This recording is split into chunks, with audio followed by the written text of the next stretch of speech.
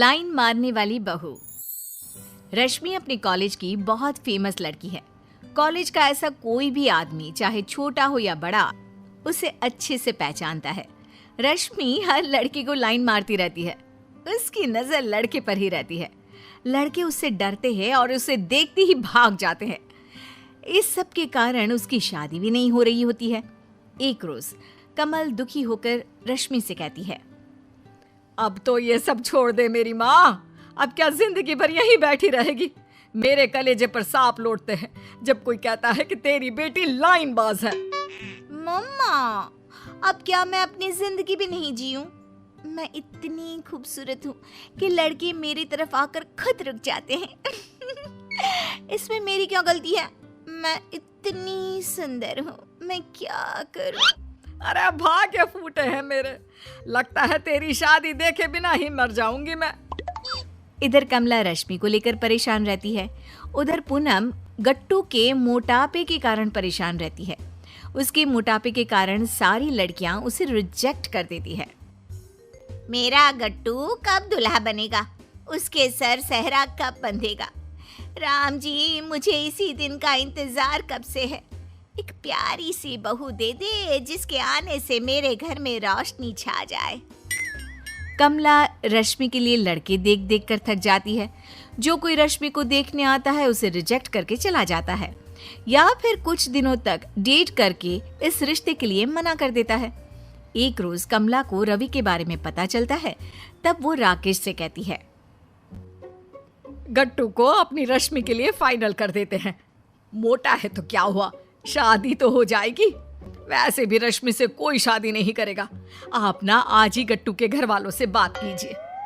राकेश और कमला गट्टू के यहाँ उसका रिश्ता लेकर जाते हैं और पूनम रश्मि की फोटो देखकर खुश हो जाती है और उसके बारे में बिना कुछ पता लगाए ही शादी के लिए हाँ कर देती है।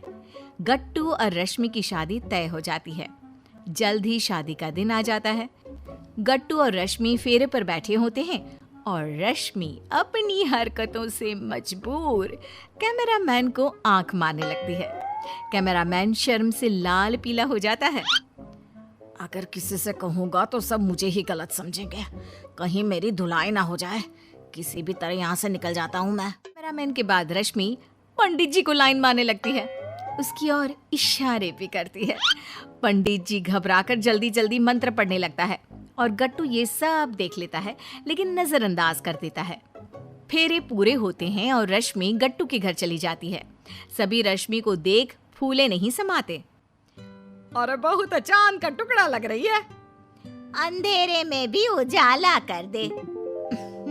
बहू भी तो मेरी है। गट्टू की शादी से सभी खुश होते हैं। रश्मि भी सभी के साथ काफी अच्छे से रहने लगती है। कुछ दिन बाद रश्मि अपने घर आए दूध वाले से बातें करने लगती है और धीरे धीरे उसे लाइन मारने लगती है। बहू जी, आप ये क्या कर रही है? मेरा रोजगार बंद हो जाएगा ऐसे तो। ज्यादा सीधे मत बनो। मैं सुंदर नहीं हूँ क्या? कहाँ गट्टू ये मोटा भैंसा जैसा, और कहाँ मैं कितनी सुंदर हूँ मैं। अरे बहू जी, जाने दीजिए ना हमको।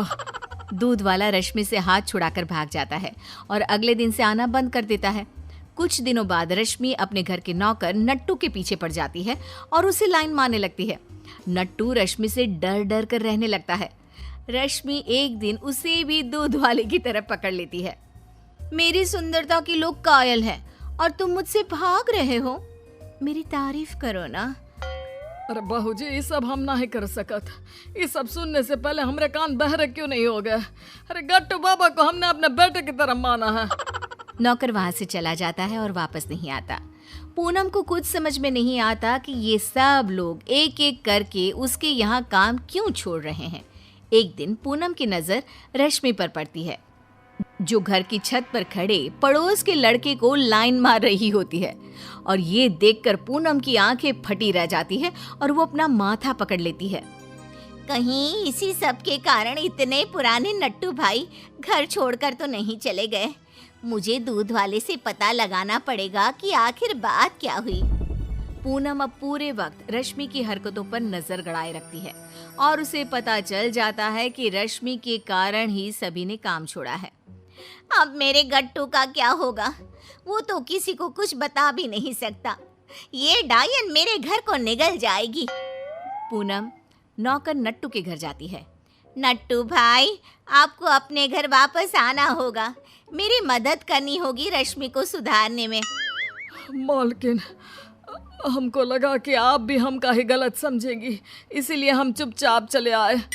नट्टू वापस काम पर आ जाता है और रश्मि मौका पाते ही नट्टू पर लाइन मारना चालू कर देती है।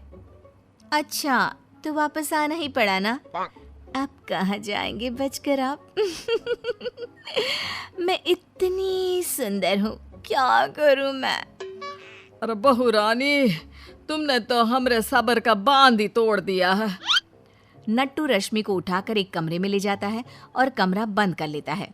रश्मि की हालत डर से खराब हो जाती है और वो रोने लगती है। ये क्या कर रहे हैं आप? कमरा क्यों बंद किया आपने? आप मेरे चाचा समान हैं। अच्छा, आज हम चाचा समान हो गए। उस दिन कहा थे हम? हाँ, अरे नहीं नहीं, छोड़ दीजिए मुझे मेरी भूल समझ में आ गई है। मुझे माफ कर दीजिए। मेरी वजह से आपको अपनी नौकरी खोनी पड़ी थी। आज के बाद मैं किसी भी लड़के को लाइन नहीं मारूंगी। इतने में ही पूनम वहां आ जाती है। बहू, तुमने मेरी नाक कटवाने में कोई कसर नहीं छोड़ी। मुझे पता होता तो मैं तुम्हें इस घर में बहू बनाकर कभी नहीं लाती। तुम्हें सुधारने के लिए ही मुझे और नट्टू भाई को ऐसा करना पड़ा।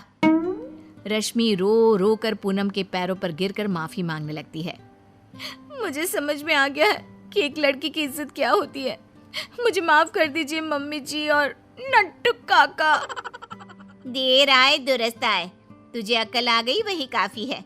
मेरे बेटे का घर बच गया, मुझे और कुछ नहीं चाहिए।